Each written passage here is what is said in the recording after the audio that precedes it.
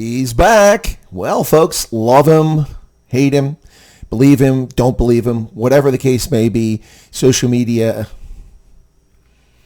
star? Phenom, whatever. Social media presence. Renaldo Gouws is back on YouTube.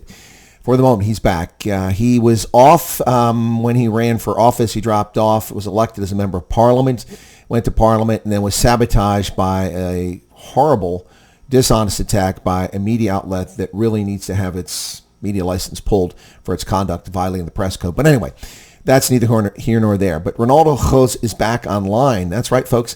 And 2 videos he's posted on YouTube in the past 24 hours. Now, this comes about a week or so after he began reposting things on Twitter, showing videos from back in the time frame around the exact same time that he was accused of being a racist because he made a video to make a point.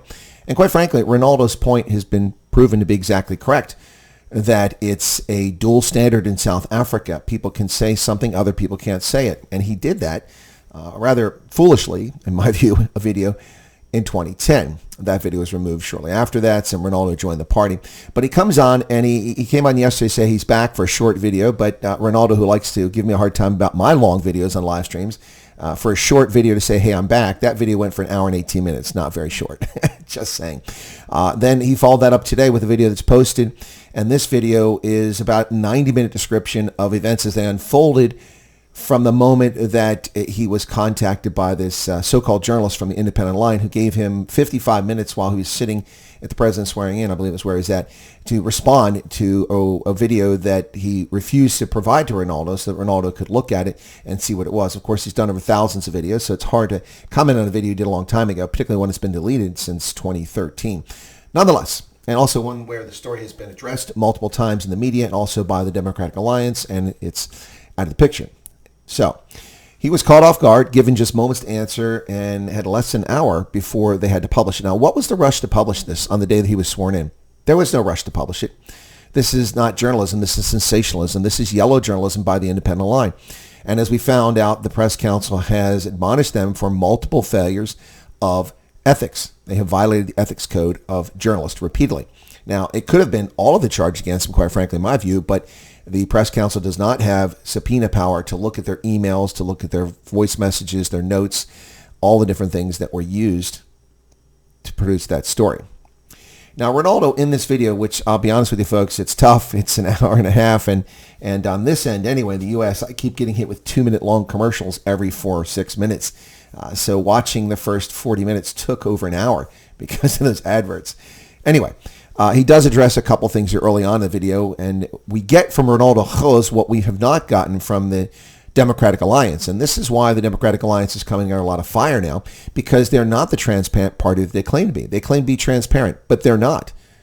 In a terse dismissal notice a few weeks ago, they said he's been kicked out of the party for violating their constitution. But the Democratic Alliance refused to tell us the reason he violated the Constitution or how he violated it. Finally, now, a video from Ronaldo in which he details the allegations, the charges against him, and goes into some detail about all of them. And I'll talk about 2 here very quickly. First, Section 3.1 of the DA Constitution, recording a video that could bring disrepute on it. Well, as Ronaldo correctly says, the DA could not hold him accountable for something he did prior to joining the Democratic Alliance. It's not something he did to bring disrepute on the Democratic Alliance. It's something he did long before he joined the party, which is what I've said from the outset. So how can they sanction him for that video? They can't. Now, Ronaldo says that doesn't mean he's been found innocent of saying the things he's accused of.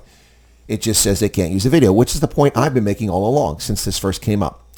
Then he goes on to Section 3.2, and this is about not disclosing the video. Now, this one he spends a fair amount of time explaining what's going on. So, for instance, the Democratic Alliance, in Ronaldo's own description, was aware of his channel and his videos, and he did not fail to disclose his content. Now, he explained that in the past, when the issue was raised, he met with Athol Trollop, a long meeting, and other DA leaders in the Eastern Cape. The DA was aware of his video and satisfied with the responses that he gave to that, and he's able to stand for office. So Ronaldo explained that he disclosed this in 2014. He disclosed it in 2016. However, in 2019, he didn't disclose it because the methodology here is that once you've been approved and you disclose something, it's not saying come back to. Now, I can understand that as a counterintelligence officer. We do investigations on people, and they're required to disclose things. But once something has been adjudicated and disclosed, say you're accused of this or that, of bouncing checks or having something untoward go on in the past, you disclose it in your form, applying for application for your clearance. And then it goes into adjudication. They adjudicate it. If they're going to deny you a clearance, they tell you that. And they give you the reason why. What the DA didn't do for us publicly. They think they owe the public nothing. They do owe the public something here. So you disclose that. Then it's you review your response if you respond to it. And they adjudicate it. And if it's approved, then it's there.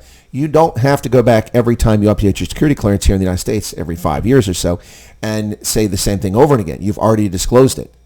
You've already told them. It's already in the file.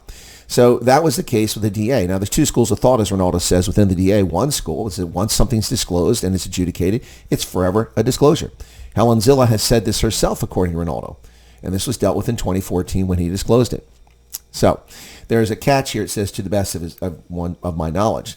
Well, the FLC for the DA apparently disagrees, and they say every time you apply, you must disclose it.